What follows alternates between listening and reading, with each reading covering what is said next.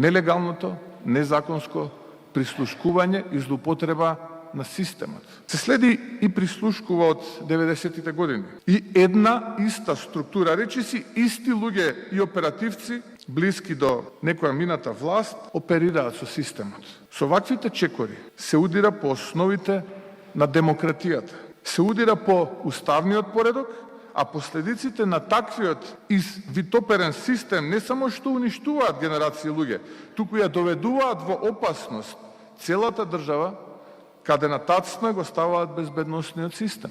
За ова сум сведок и јас лично, гледајќи го материјалот поврзан со мене, а Бога ми и со моето семејство. Ајде, разбирам јас, ама децата.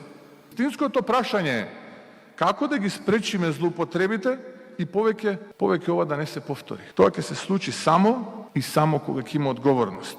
А одговорност мора да има. Одговорност мора да има, да, мора да има, заради тоа што точно е тоа го расклинкавте безбедносниот систем.